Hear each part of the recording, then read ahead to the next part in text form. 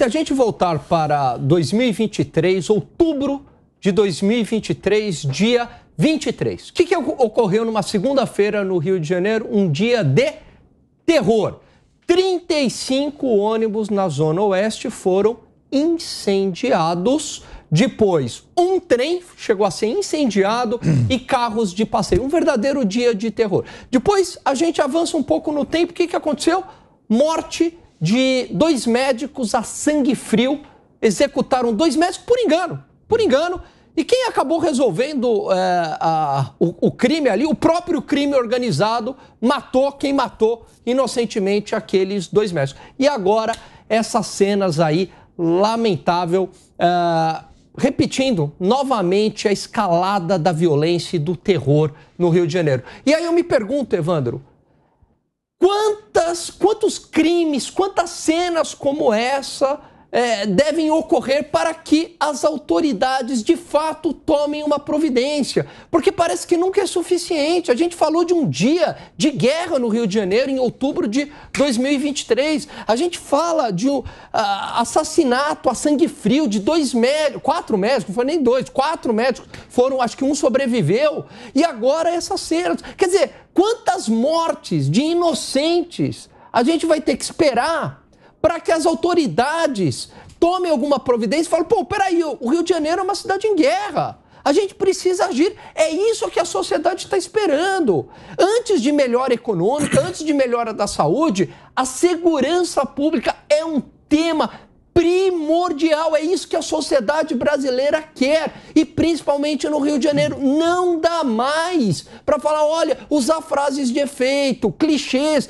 A sociedade cansou disso. Eu estou aqui fazendo até um desabafo porque a gente chegou numa situação limite. Eu estava até recuperando outros casos que aconteceram. Em janeiro teve também um sequestro de um ônibus, que vinha ali de Angra dos Reis. Criminosos entraram no veículo, acabaram abordando o motorista, só que naquele caso eles fizeram o motorista desviar a rota por um trecho, houve um boletim de ocorrência registrado e depois eles assaltaram as pessoas que estavam ali naquele ônibus, além do motorista, e deixaram o veículo. É diferente desse caso que acontece agora ali na rodoviária do Rio de Janeiro, porque o ônibus segue parado com os passageiros ali dentro, esse homem fazendo esses passageiros reféns e uma mega operação montada agora com homens das Forças Especiais do Rio de Janeiro para tentar retirar essas pessoas em segurança do local, enquanto todas as viagens estão canceladas e agora os passageiros precisam buscar essas companhias e remarcarem essas viagens, mas por enquanto não há qualquer previsão de que a rodoviária volte a funcionar, até porque há uma operação muito delicada em andamento.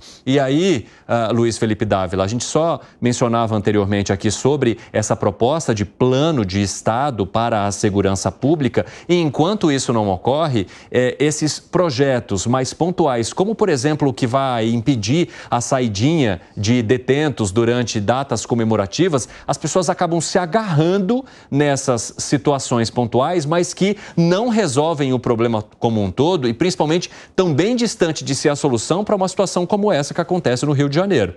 É verdade. E aí cria-se ilusão.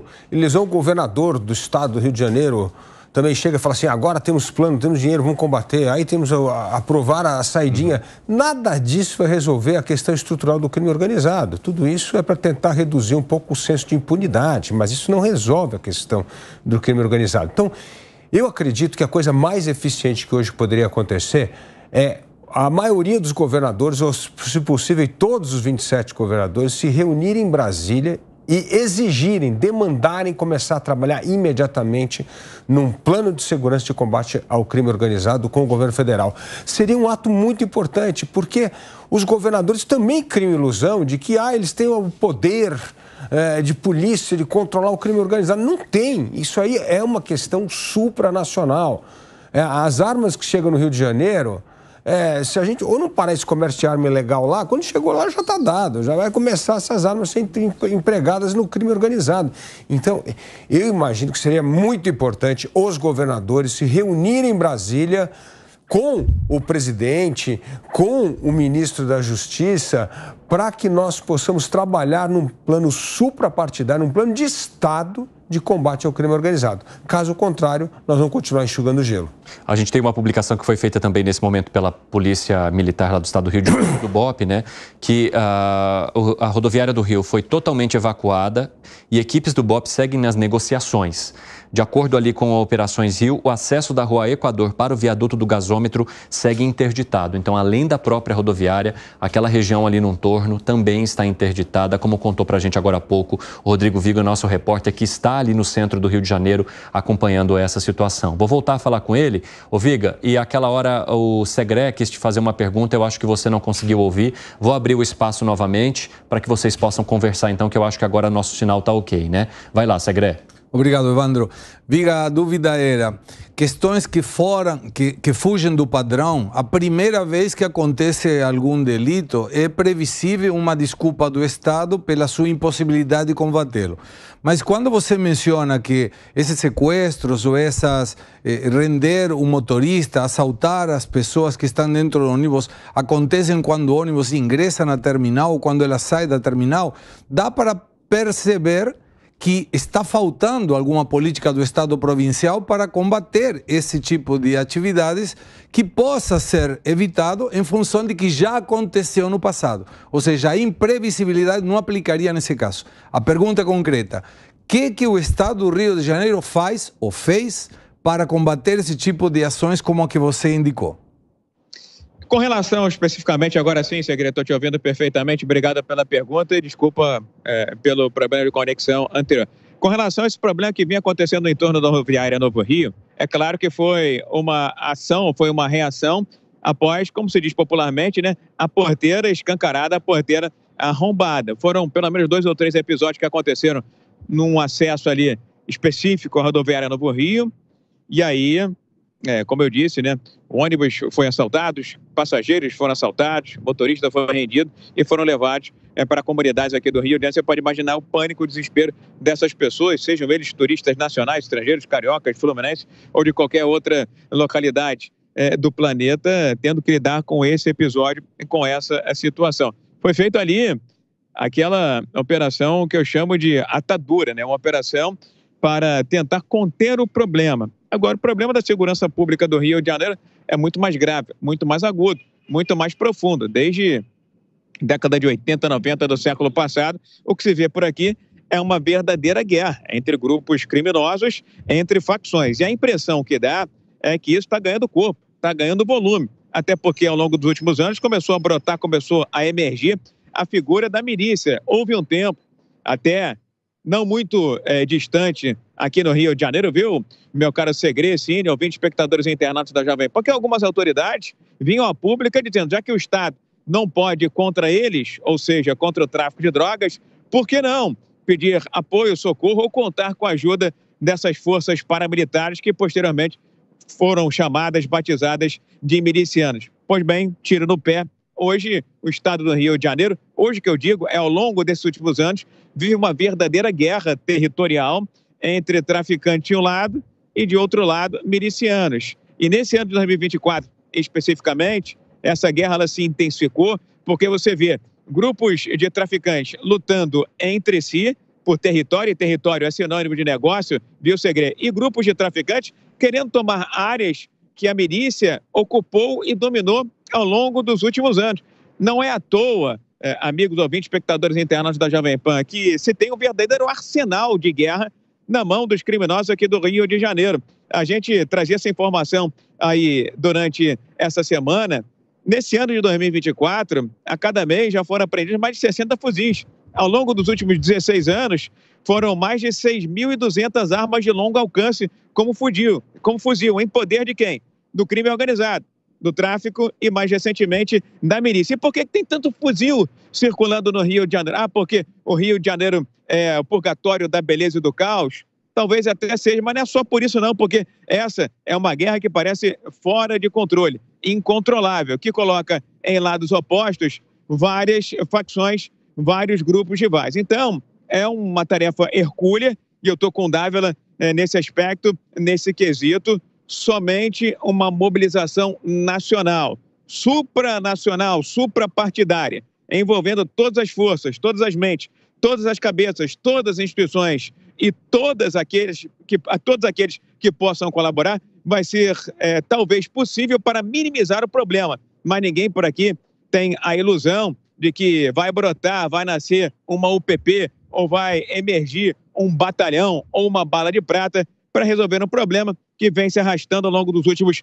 30, 40 anos. Ou se tem um esforço nacional, de caráter nacional, ou então o Rio de Janeiro vai continuar fazendo cada vez mais jus à famosa música Purgatório da Beleza do Caos. E nem Rio 40 graus é mais, porque tem feito tanto calor por aqui, já é Rio 50, 60 graus, viu, Cine? Exatamente, Viga, e é muito importante, né, e relevante essa contextualização que você traz para a gente aqui no 3 em 1, para a gente compreender toda a situação que é muito mais profunda e que envolve a relação do crime organizado com a cidade, com o estado do Rio de Janeiro. Eu quero só atualizar umas informações. Vocês já perceberam que na nossa tarde apareceram 15 reféns, agora 17, é porque as próprias autoridades estavam divergindo nesse número. Autoridades do governo do estado falando em 15, o próprio governador falou em 15 agora há pouco numa entrevista, mas o porta-voz da Polícia Militar concedeu uma entrevista há pouco e falou que são 17 reféns nesse ônibus que está na rodoviária do Rio de Janeiro, enquanto as forças do BOP tentam negociar a retirada dos passageiros que permanecem no veículo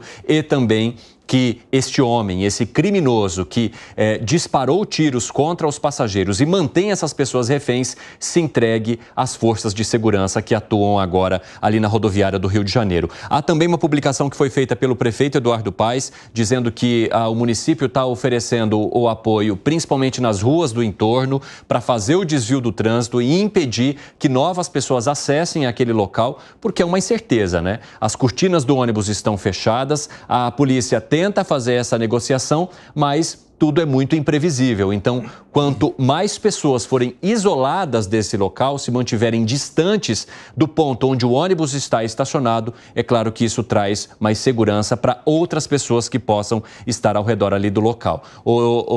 Viga, o Gani também tem uma pergunta para você, eu vou abrir um espaço aqui para ele agora. Vai lá, Gani. Viga, boa tarde, prazer falar contigo. Além do BOP, que está liderando aí as negociações, há presença de outras forças policiais, forças federais, ou a própria Polícia Civil, ou militares, ou somente o BOP que está nessa operação? Tudo bem, Gani? Desculpa, eu estava tentando falar aqui com o governador simultaneamente. Ao vivo é assim, né? A gente vai assim, mexendo aqui, né, Cine? Vai mexendo o retorno aqui, mexe o corpo a colar, exatamente. E vai apurando, inclusive. Exatamente. E a ferramenta chamada celular e esses canais de mensagem, WhatsApp, ajudam sensivelmente. Estou até fazendo um apelo aqui pelo celular e agora eu vou fazer ao vivo aqui na Jovem Pan. Se o governador Cláudio Castro quiser dar uma entrevista para a gente aqui ao vivo, o canal está aberto, né, Cine? Claro. A disponibilidade está aberta, passando por aqui agora militares da Polícia Militar, também da Polícia Civil, uma agitação danada aqui no centro do Rio de Janeiro, no entorno da rodoviária, por conta desse caso, desse episódio, sequestro. Eu estou falando em torno de 20 pessoas, viu, Cine? Porque os números são imprecisos. É claro que o negociador, ele já deu uma olhada dentro, o mais próximo possível, dentro do ônibus coletivo, para ter uma noção. Mas são 2 feridos, mais 17 reféns. Eu estou trabalhando com o número de 20 pessoas aproximadamente que foram feitas como reféns. O Gani me fazia a pergunta sobre os negociadores. Normalmente, viu, Gani, numa situação como essa, são destacados homens que estão preparados, capacitados, qualificados para essas negociações. E aí sempre, no caso específico de agora, são homens do BOP, que é uma tropa de elite da Polícia Militar do Rio de Janeiro. Agora, é importante lembrar, já que estamos falando de ônibus, e quando a gente fala de ônibus, sequestro, reféns aqui no Rio de Janeiro, algumas imagens, alguns casos, algumas cenas, alguns episódios vêm automaticamente à memória. Vamos começar lá de trás, que foi um case negativo para a Polícia Militar do Rio de Janeiro, que depois daquele episódio, estou falando no ônibus 174, eu estava começando aqui na Jovem Pan, trabalhando com o saudoso colega Israel Gimpel, que foi quem me ensinou parte de pouco que eu sei, mas muito do esforço dele.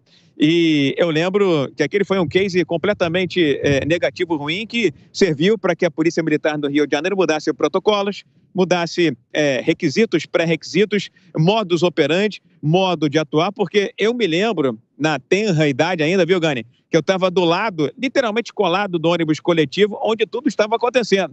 E o Israel, do alto da sua experiência, me dizia o seguinte: calma, menino, calma, garoto, que pode sobrar alguma coisa ruim pra gente. O que era uma coisa ruim? Era um tiro. E naquele episódio, o sequestrador, mesmo já praticamente rendido, ele desce com a Geisa, né? Me fugiu o sobrenome dela, e vem um homem da Polícia Militar por trás com uma arma de grosso calibre, quando, na verdade, se ele tivesse utilizado uma pistola, um revólver, nenhuma tragédia teria acontecido naquela ocasião com a vítima, que foi feita de refém e acabou morrendo. Aquele foi um case negativo. Agora, teve um caso mais recente que deu uma polêmica danada por aqui, viu, Gani? Você vai lembrar também, era início de um governo inesperado, de um azarão nas ruas, o Wilson Witzel, sequestro de um ônibus que aconteceu na ponte Rio e Niterói, sentido Niterói-Rio de Janeiro. O homem anunciou o assalto e se sentiu acuado e fez os passageiros como reféns.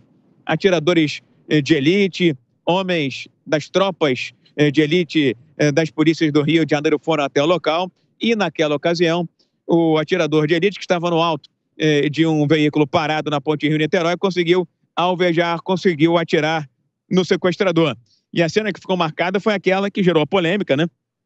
Do ex-governador, do governador cassado Wilson Witzel, comemorando a cena. Muitos acharam que o Witzel, à época, estava correto. Afinal de contas, quem era o criminoso ali era aquele que estava promovendo o sequestro. No entanto, houve um grupo de pessoas que achou que foi, no mínimo, de certa forma, indelicado. Foi uma atitude desnecessária de Wilson Witzel comemorar a morte, uma pessoa sendo alvejada, mesmo ela sendo um criminoso. Agora, respondendo diretamente à sua pergunta, viu, Gani, ouvintes, espectadores internos da Jovem, para quem está à frente dessa negociação, são homens extremamente gabaritados, extremamente treinados, da tropa de elite da Polícia Militar do Rio de Janeiro, BOP, que já viveram, inclusive, essas experiências. Algumas que eu contei aqui, a da ponte Rio-Niterói, em que a cena que ficou marcada foi a comemoração do Wilson Witzel, que desceu de helicóptero em plena ponte Rio-Niterói para comemorar a morte do sequestrador, e aquele episódio que foi um case negativo do sequestro do ônibus 174 no Jardim Botânico, área nobre, zona sul do Rio de Janeiro. Estava começando a trabalhar, que inclusive virou mote de um filme com rodagem nacional. Vocês devem lembrar muito bem desses dois casos, destes dois episódios, né, Cine? Sim, eles ficaram muito marcados, né, na nossa memória e também na cobertura jornalística. A gente está vendo imagens aí, agora às 5h26, o pessoal da rádio vai para um rápido intervalo. Daqui a pouco voltamos com mais da cobertura da situação que acontece no Rio de Janeiro com passageiros que são feitos reféns no ônibus ali na rodoviária no centro do Rio. Temos duas imagens, né, uma de cada lado aí na sua tela, que mostram o entorno ali da rodoviária e a chegada também de carros do SAMU e ambulâncias, porque há uma operação montada com várias autoridades, entre policiais militares, homens, né, do BOP, que fazem parte desse grupo especial da Polícia Militar, SAMU, Corpo de Bombeiros, ambulâncias municipais e também o pessoal do trânsito da cidade do Rio de Janeiro fazendo o desvio nas ruas que cercam a rodoviária, já que a área está completamente isolada. O que torna a situação muito delicada, e me chama a atenção na informação que foi passada pela assessoria da rodoviária, é que houve disparos num primeiro momento, essas pessoas foram atingidas, né, e uma delas, inclusive, encaminhada para o hospital, e depois o relato de mais disparos, e por isso as pessoas se jogando no chão, escondendo atrás de muretas. Então, isso torna a situação ainda mais delicada e angustiante, porque as autoridades ficam sem saber de que maneira agir, com o risco de mais pessoas serem atingidas dentro desse ônibus e também da situação crescer ou se tornar um problema maior para as outras pessoas, os outros passageiros que estavam na rodoviária esperando para embarcar para outros destinos, que tiveram as viagens canceladas diante dessa ocorrência e que agora ainda parte delas está na rodoviária porque a área está completamente fechada e isolada, elas só foram levadas para locais mais seguros, e outras pessoas que também seguem ali no entorno deste local. Fábio Piperno. Ô Viga, prazer falar contigo, embora a situação não seja lá das mais agradáveis, né? Mas, Viga, uma vez o Jornal do Brasil lançou um livro com capas históricas, né, com grandes reportagens, e tinha uma lá pelo final do século XIX, falando que o Rio de Janeiro tinha acabado de lançar um novo jogo para ajudar lá com as despesas do zoológico, um tal de jogo do bicho. Aí o tempo passou, Nos anos 50, por exemplo, alguns bicheiros se tornam celebridade e o cinema... Aliás, antes disso, Lima Barreto escreve sobre o tema. Nos anos 50, foram vários os criminosos bicheiros que se tornam celebridades, adotados, inclusive, por grande parte da elite carioca, né? E o Nelson Rodrigues, por exemplo, nos brindou com o Boca de Ouro. O Nelson Pereira dos Santos filmou esse personagem. E aí, Viga, o tempo foi passando, os bicheiros, também muito por conta do poder que exerciam sobre as escolas de samba, se tornaram cada vez mais aceitos pela sociedade do Rio de Janeiro. Aí, mais tarde, veio o surgimento do fenômeno das milícias, que você já, enfim, destacou aí. 2006, 2007, é lançado o primeiro Tropa de Elite, falando sobre criminalidade e também corrupção policial. Então, Viga, esse tema é recorrente há décadas aí no Rio de Janeiro.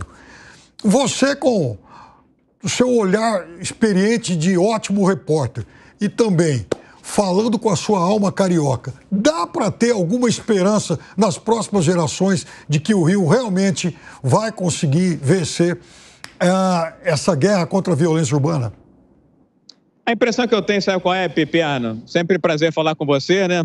E agora não tem rivalidade aqui, porque estamos todos no mesmo lado, estamos todos no mesmo campo, né? Que é querendo soluções para o enfrentamento da violência e da criminalidade, mas é sempre muito saudável o nosso diálogo, o nosso bate-papo.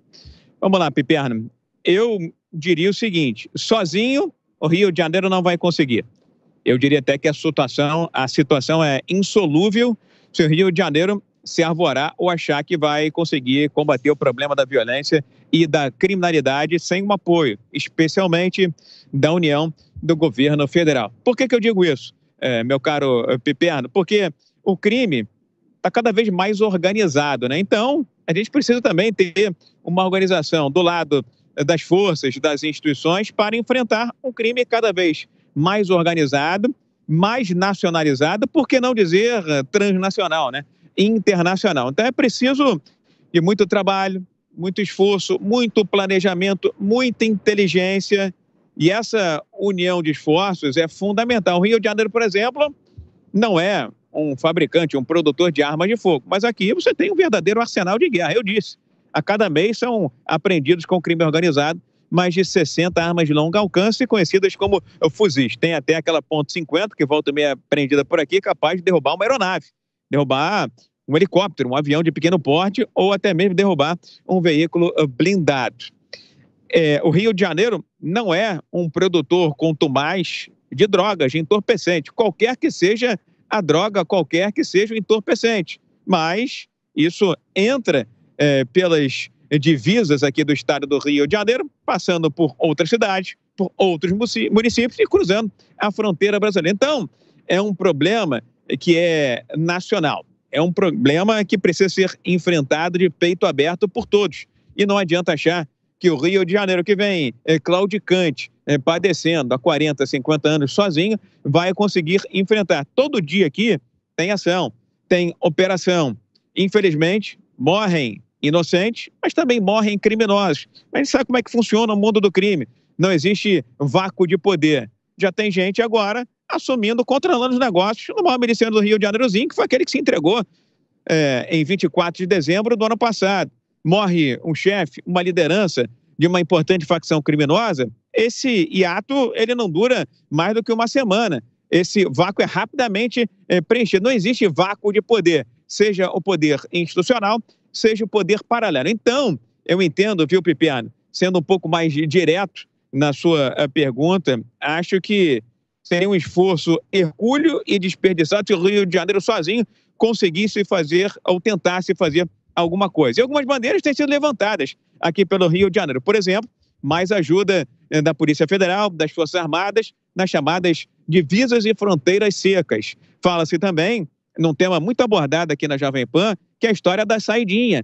Há um pedido evidente da bancada do Rio de Janeiro, de bancadas de outros estados do país, para que a legislação penal ela seja aperfeiçoada, ajustada, por que não dizer endurecida. Afinal de contas, o problema parece não estar circunscrito apenas à progressão de regime, mas também por conta da progressão de regime. Você vê por aqui crimes bárbaros, quase que hediondos, sendo cometidos cotidianamente, mas o cidadão, depois de 1/3 na cadeia, ele ganha o direito de visitar a família, de sentir o sabor, o cheiro da liberdade. E volta e meia, a gente fala isso todo ano aqui, todo início de ano. Olha, ganharam indulto, ganharam direito à saidinha de Natal, de final de ano. X presos, 1/3, 20%, 10%, não voltaram para a prisão. Então, é um trabalho que precisa ser feito com várias mãos, de mãos dadas, e a solução não vem no curto, talvez no médio prazo. Eu torço para que seja no curto e no médio prazo, porque eu tenho 2 filhos, uma de 4 e um de 14 anos de idade. Mas eu não quero iludir a ninguém. Acho que é um trabalho de longo prazo, porque esse é um problema que brotou lá na década de 80, ainda no governo Brizola, em que dizem que as forças de segurança foram, de certa forma, desestimuladas a esse combate, a subir as comunidades para, no nascedouro, liquidar, cortar pela raiz o mal chamado tráfico de drogas, e a bola de neve foi só aumentando, foi só crescendo. Estamos falando de um problema que dura 40, 50 anos. Não vai ser no estalar de dedos, não vai ser na bala de prata ou numa tacada de mestre que vai se resolver. Mas, insisto, questões como saidinha, legislação penal, progressão de regime e, é claro, uma ação nacional, acho que tudo isso e muito mais são fundamentais para tentar se minimizar o problema da segurança no Rio e também no Brasil, viu, Pepe?